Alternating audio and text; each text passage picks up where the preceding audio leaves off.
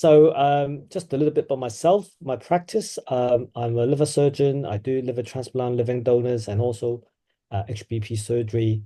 My main research focus is liver cancer research. As you may aware that we have a lot of HCC in our locality. And the first time that I came across this technology, actually, I think that was about a year ago. And I met, basically, I came across that during one of the surgical meeting in Korea, and ever since then, I was quite, intrigued by the technology. Basically, it's a percutaneous ultrasound kind of ablative surgery. And today, I'm just going to share the experience we had. I came across that in March 2024. And then later on, we had the machine at the end of 2024. So today, I'm just going to go through some of our initial experience. So as I said, the machine was launched in Hong Kong, thanks for a very generous donation back in August 2024. And before I started this procedure, in fact, I went to Koji and the Roberto Center in Rochester to see actually what this was, because the first time I heard about it, something that is extracorporeal, high dose ultrasound energy that can ablate the tumor, it was, really amazing. But then, that was just things that I heard about, but I really wanted to see the real cases. So I understood they were doing some cases at that time already. So basically, I went to their center and was very grateful that Koji showed me a couple of cases. And right after that, I received my training at Histosonic to do how to actually operate this machine. And we started this trial afterwards in September because the technology is so novel. So I started a phase 2 clinical trial at Queen Mary Hospital. And the primary endpoint, obviously, is to assess the safety. And obviously, from a surgical perspective, I want to see the technical efficacy in terms of the ablative effect at the 36 hours and also 1 month after the procedure. So basically, at that time, we had the Hope for Liver study.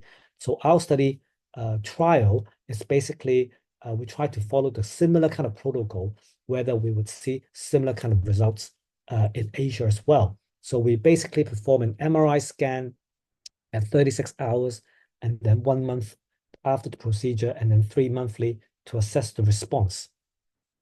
So I think you saw the video early on how the patient was prepared, the setup of the equipment. And here, just to show you actual procedure, how it is done. So you can see the red circle is basically, the orange circle is the tumor circumference, and the red circle basically is the margin.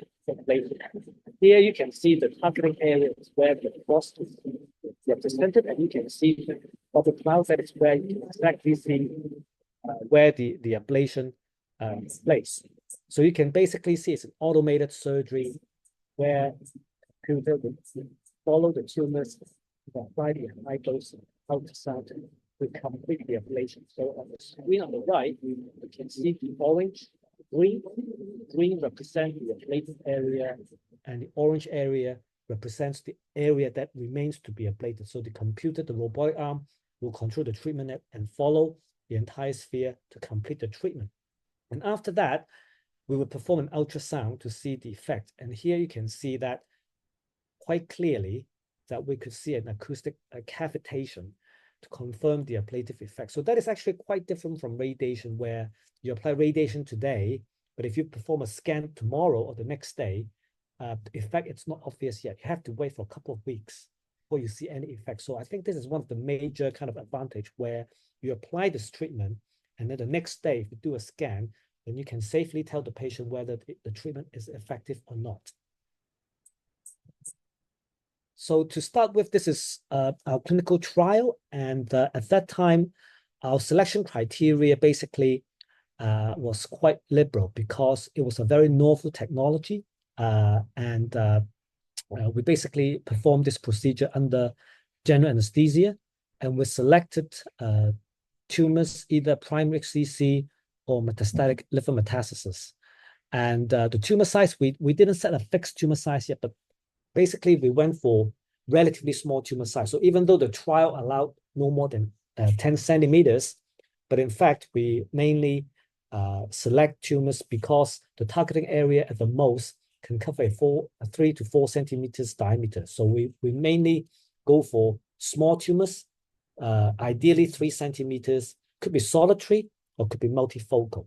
And we also select a couple of candidates who are waiting for liver transplant and apply this as a bridging treatment for liver transplant.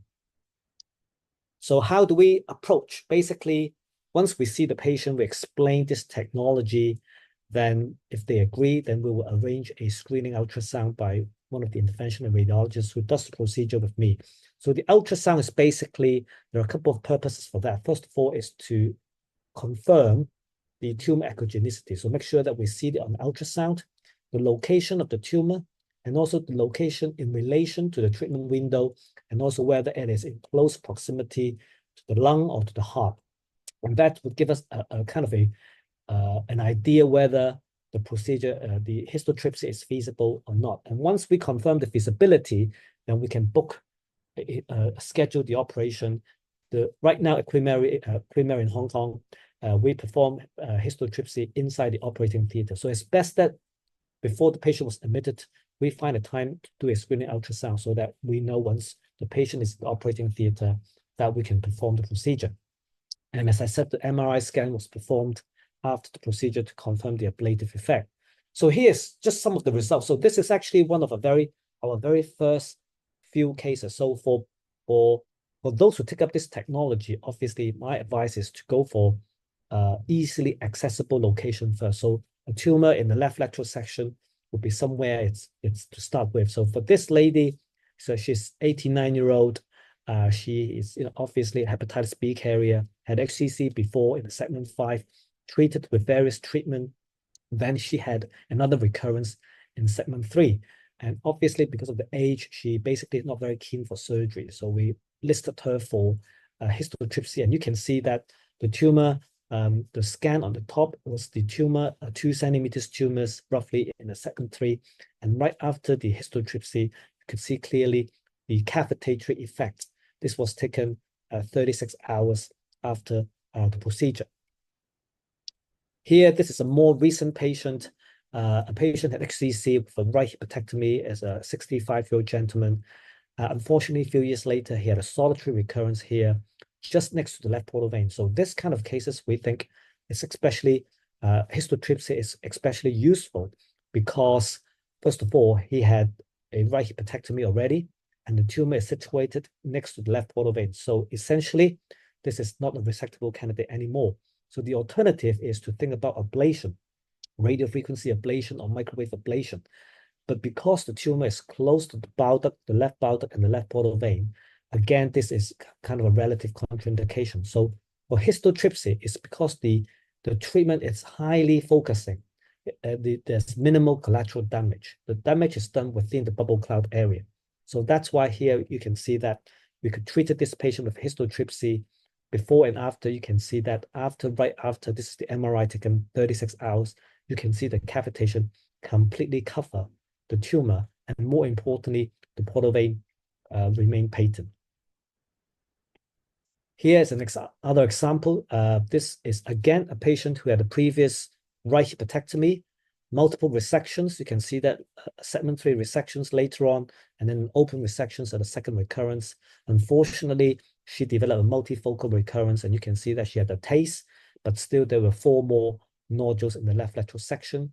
And this one, and we did histotripsy in all the 4 lesions. And you can see the treatment before on the left-hand side, and you can see the scan here on the right-hand side. You can see a complete cavitation that covered completely the 4 tumors. And this scan was taken 36 hours after histotripsy.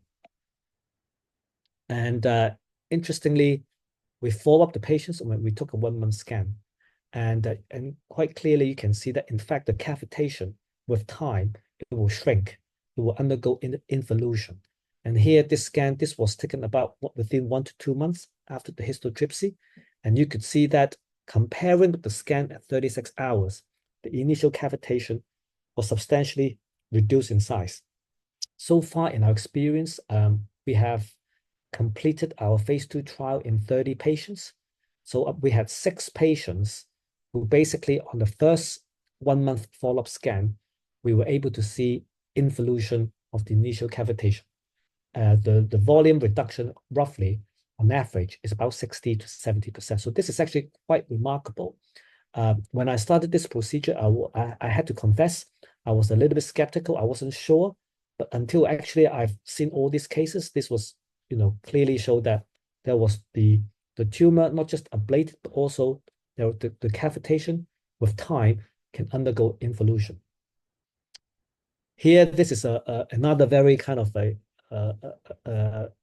interesting case. To start with, this patient, cirrhotic patients, had a large tumors on the right segment 8.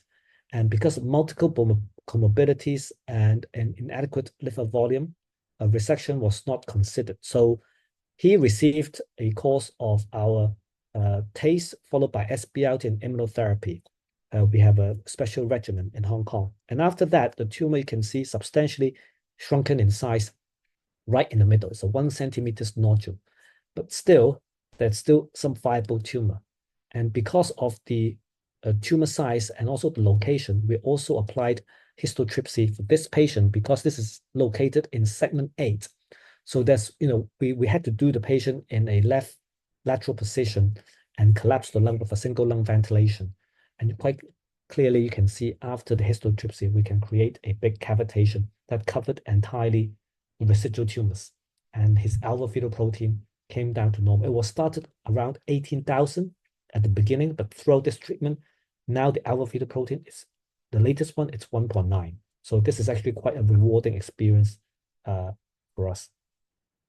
So I think these are some of the cases that I'd like to share with you so far. And I welcome any questions afterwards.